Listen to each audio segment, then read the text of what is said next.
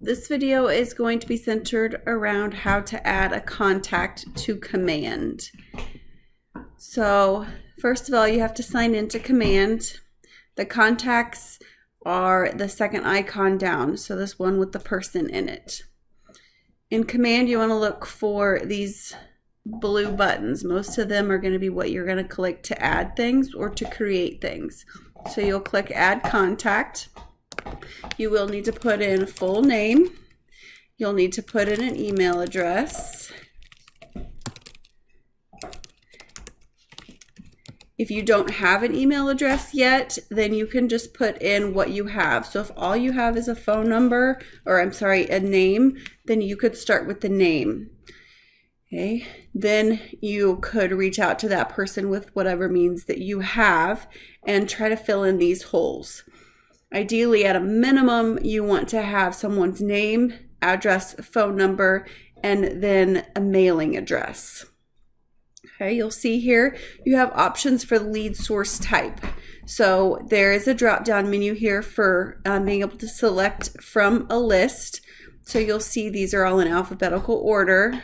So if you met this person through direct mail, through door knocking, for whatever thing, if it was an event, however you met this person, you can put them in here. So for sale by owners, you kind of can see all of the different options that there are available in there. You always want to say where you met them from. That way you can track your return on investment if you're doing some type of marketing, so that you can see what is working for you and what is not working for you. If you were connected to this person from another person, you can click select from contacts, and then you can type in the name of a person that is in your database, and you can say that this person is the one who connected you with them. And then you have two check marks here. This one is to mark as a lead. So you can define a lead as whatever you want. Personally, I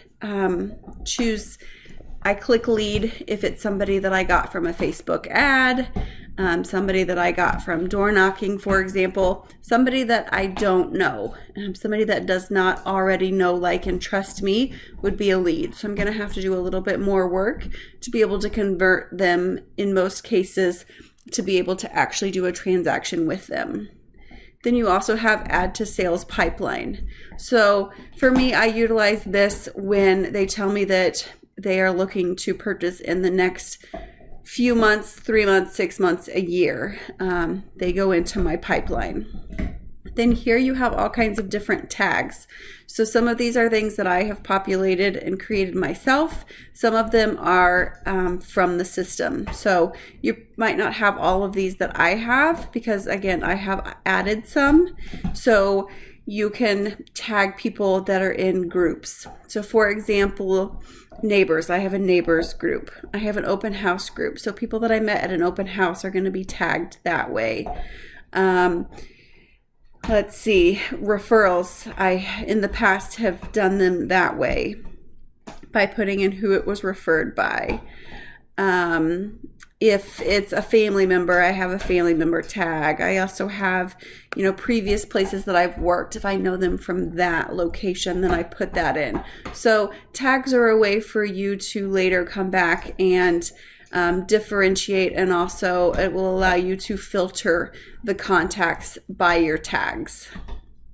When you click on add more information, you've got a whole bunch of other things that you can add in. So under additional contact information, you can specify how this person would like to be contacted. So we'll say text message.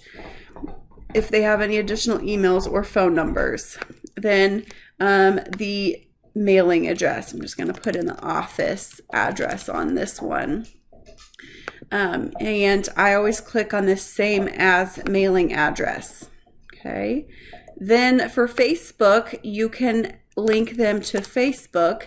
The thing you want to keep in mind with this one is that you don't have to put in the full one. So for example, if I'm looking at mine, you can see I just really need to put in what's after the dash. So you've got facebook.com/ and then what that is.